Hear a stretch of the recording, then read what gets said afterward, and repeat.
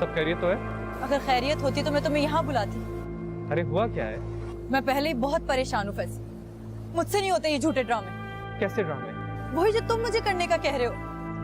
मुझे कुछ समझ नहीं आ रही है, ठीक से बताओ। मैं गुफरान के साथ फेक रिश्ते में नहीं रह सकती।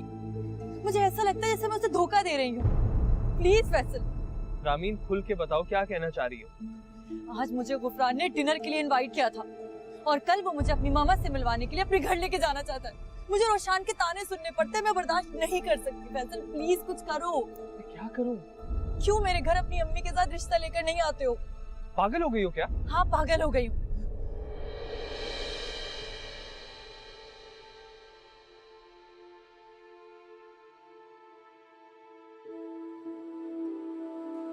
बहुत तकलीफ हुई है। हाँ, बहुत बर्दाश्त नहीं कर सकती, बयान नहीं कर सकती। और गुफरान तो गुफरान, मैं डैड की हरकतों से भी तंग आ गई हूँ। ओ, तो असल मामला डैड का है। क्या कर दिया डैड ने? डैड नूर आंटी और उनके बच्चों को हम पर फौकियत देते हैं। क्या किया? आज खुद देखा है मैंने डैड को नूर आंटी के साथ डिनर करते हुए, हंस हंस के बातें करते हुए। और मेरी मामा जो डैड से इतना प्यार करती है, उनके साथ इतनी सिंसियर है, डैड उनके साथ ऐसा कर सकते, मैं सोच भी नहीं सकती थी। अच्छा, तुमने मामा से बात की? उनको बताया? क्या कह रही थी वो? सारी दुनिया भी डैड के खिलाफ हो जा रहा है तो मम्मा डैड को नहीं छोड़ सकती। वो गुस्सा करेंगी, लड़ेंगी, लेकिन अपने आप से दूर नहीं करेंगी डैड को। तुम्हारी अम्मी है ना, बहुत अजीम खातून है और खुदा अच्छे लोगों के साथ कभी बुरा नहीं होने देता। ये मेरी बात तुम याद रखना।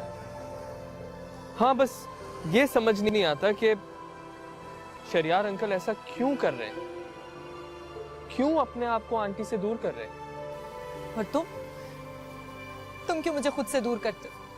क्यों मुझे गुफरान से मिलना पड़ता है जबकि मैं मोहब्बत तुमसे करती हूँ?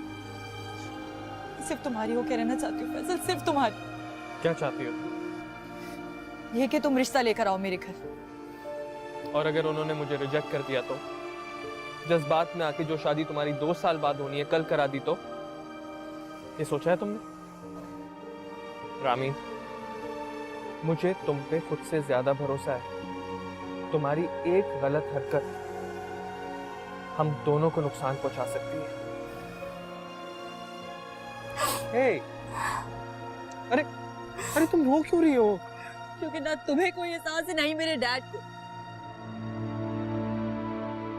इधर आओ, मेरी बात सुनो, इधर आओ।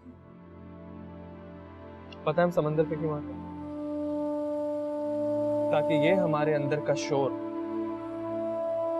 अपनी ठाटे मारती शोर मचाती लहरों के अंदर दबा दें और हम ये समझ जाएं कि हम इसके सामने कितने हकीर और छोटे हैं। बिल्कुल उसी तरह हमारे दुख भी कितने छोटे हैं जिनके लिए हम इतना शोर मचाते हैं। तुम समझाना क्या चाहती हो मुझे? हमारी जिंदगी एक कैनवस की तरह है, हम इसमें जो चाहे वो रंग भर सकते हैं। और तुम एक बहुत बहादुर औरत की बेटी हो, तुम बहुत जल्द इस तूफान से बाहर आ जाओ। और मैं यहाँ साहिल पे खड़ा तुम्हारा इंतजार कर रहा हूँ। आइसक्रीम खानी है मुझे। What? आइसक्रीम?